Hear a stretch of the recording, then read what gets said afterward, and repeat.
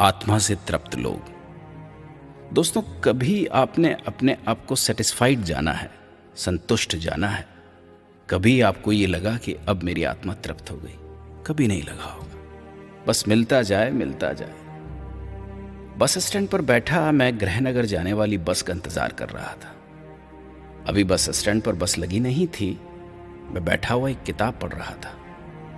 मुझे देखकर लगभग 10 साल की एक बच्ची मेरे पास आकर बोली, बाबू पेन ले लो, 10 के 4 दे दूंगी, बहुत भूख लगी है, कुछ खा लूंगी। उसके साथ एक छोटा सा लड़का भी था, शायद भाई हो उसका। मैंने कहा, मुझे पेन तो नहीं चाहिए। आगे उसका सवाल बहुत प्यारा सा था, फिर हम कुछ खाएंगे कैसे? मैंने कहा, मुझे पेन तो नहीं चाहिए, पर तुम कुछ खाओगे जरूर। मेरे बैग में बिस्कुट के 2 पैकेट थे।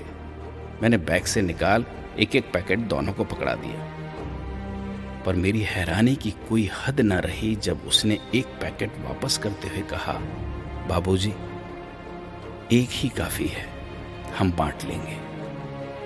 मैं हैरान हो गया उसका जवाब सुनकर। मैंने दोबारा कहा, रख लो, दोनों रख लो, कोई बात नहीं।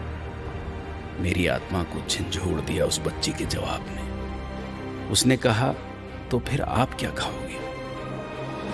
दोस्तों, इस संसार में करोड़ों अरबों कमाने वाले लोग जहां उन्नति के नाम पर इंसानियत को ताक पर रखकर लोगों को बेतहाशा लूटने में लगे हुए हैं, वहां एक भूखी बच्ची ने मानवता की पराकाष्ठा का पाठ पढ़ा दिया। मैंने अंदर ही अंदर अपने आप से कहा, इसे कहते हैं आत्मा के तृप्त लोग। लोभवश किसी से इतना भी मत लेना कि उसके हिस्से का भी हम खा जाएं।